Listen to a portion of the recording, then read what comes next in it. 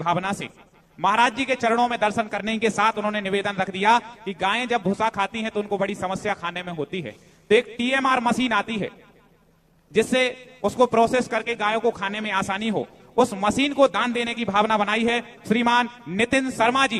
जोरदार तालियां बजाएं। बड़े उद्योगपति हैं, हमारे अशोक जी सेठी हैं, इनके साथ कार्य करते हैं। उन्होंने बताया कि बहुत सज्जन व्यक्ति हैं और साधुओं के चरणों में जो इनका समर्पण है वो प्रशंसनीय है।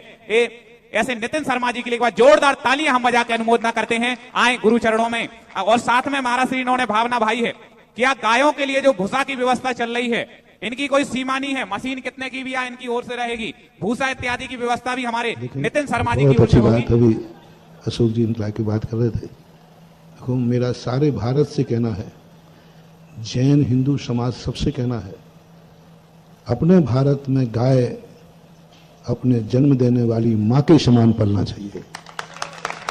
मात्र गायों का कोई नहीं है, पूरे विश्व के अंदर कोई भी गाय का हित ऐसी नहीं है।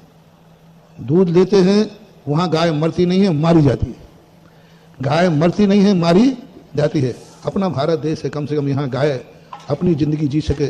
अभी हम चर्चा कर रहे थे शर्मा जी से, अपन बूचड़ खाने बंद नहीं करा सकते क्योंकि सरकार की पॉलिसियां ऐसी हैं।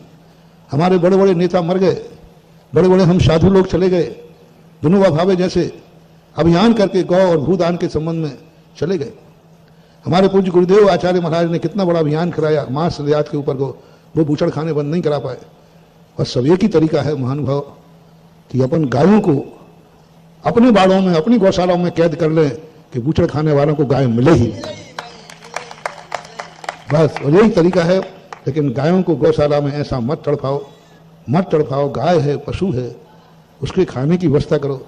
अरे आप भी, यदि आपको बाजरे की रोटी बिल्कुल सूखी रख दी जाए और उस पर घी भी नहीं लगाया जाए तो तुम्हारा गला छिल जाएगा। गाय है, भूसा खाती हैं।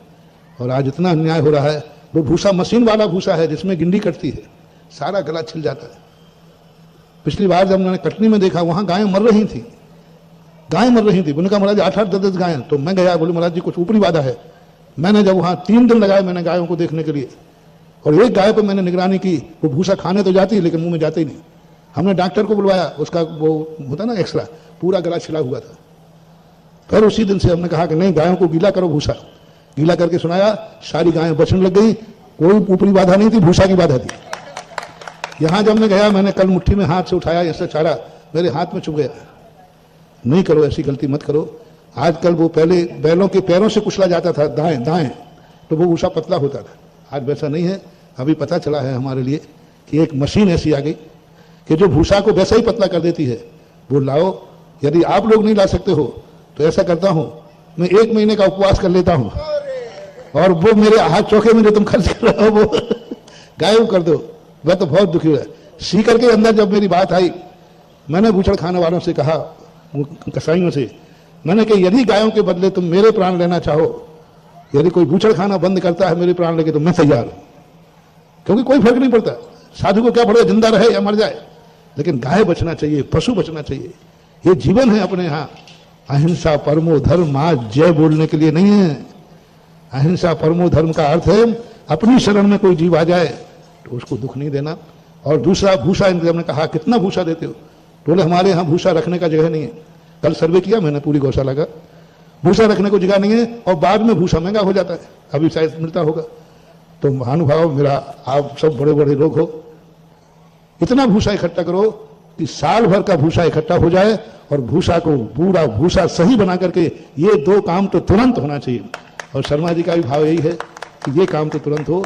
एक तो साल भर के भूसा करने की 1-2 गोदाम जो भी बने, वो मुझे मालूम नहीं है, 1 गोदाम में आए, 2 गोदाम में आए, जैसा आए वो व्यवस्था मैंने।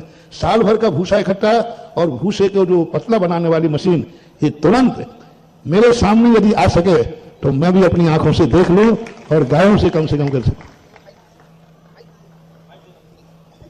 और आपके साथ सोनू कोड़रिया जी बुढ़ागर से हैं, वो भी आ जाएं, पूज्य श्री का सुभाषित प्राप्त करें।